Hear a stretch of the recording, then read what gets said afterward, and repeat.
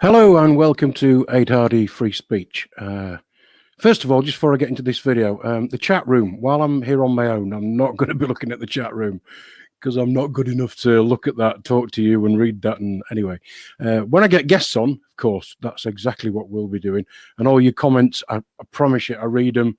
And I've now put my email across the bottom of the screen because I've had quite a few people ask for my email address. So I've tagged it on all of my videos and I've now put it on the bottom of the screen. So anyway, what this one's about. Yesterday, Rose Icke 3, the big event. Over 1 million people, apparently, on London Real watched David Icke and Brian Rose have a 3-hour conversation, which was apparently the first conversation streamed live that was watched by over 1 million people, apparently. What we've got to bear in mind is that was in the face of being banned off YouTube, Facebook, being deplatformed. And I'm talking about lots of information that London Real had already done, especially David Icke. I mean, he said himself, I expect to get banned, but I don't care. Careful what you wish for. But no, you know, none of us are surprised. And what he did say was, I'm more powerful than they are. And in a lot of ways, he might be right.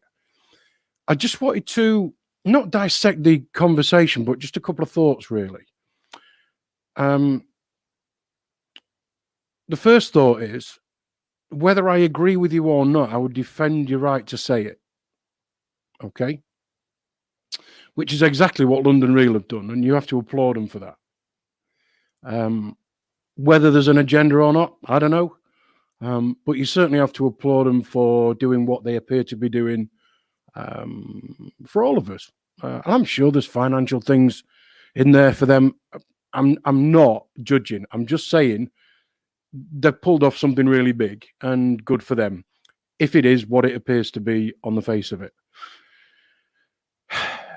At the very beginning, I thought David looked like a man who,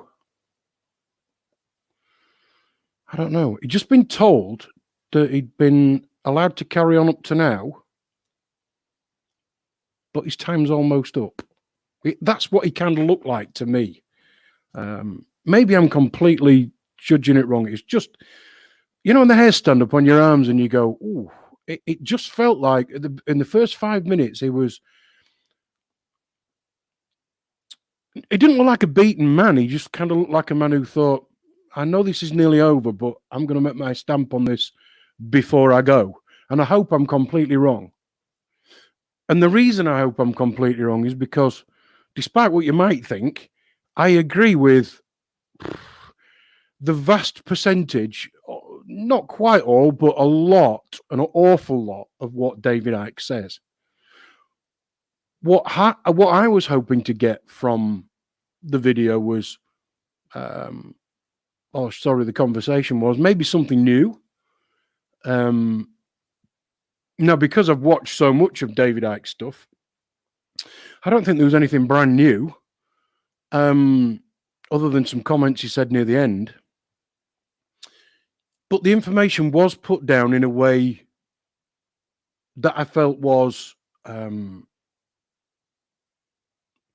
easiest to understand with how much he actually included.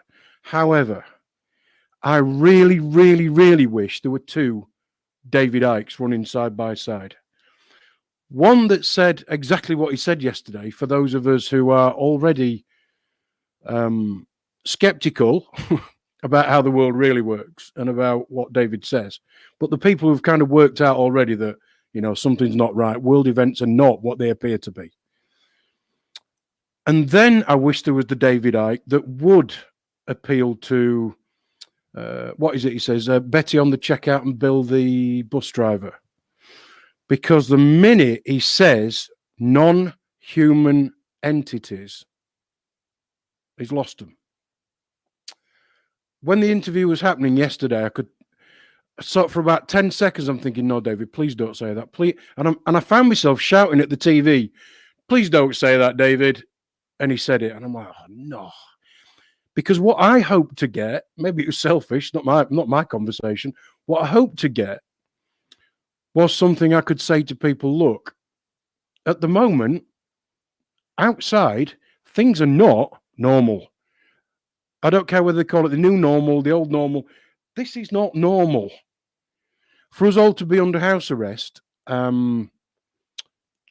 it's not normal.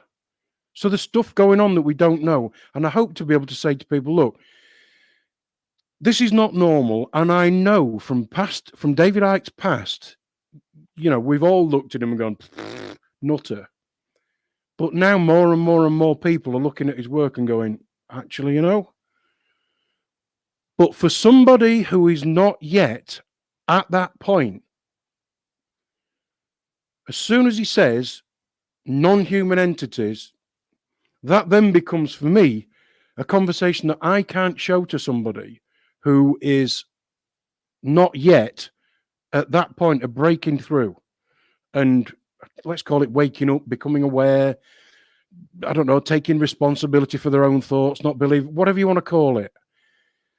So if you were Betty on the checkout or Bill who drives the bus, as soon as David starts explaining the Chitahuri, the Jinn, the Archons, it kind of becomes, it loses some of its credibility, which is a shame, a real, real shame. And I really wish yesterday he'd have just stuck to, probably gone as far as the Bilderberg group and said, look, you can get all these people in one room.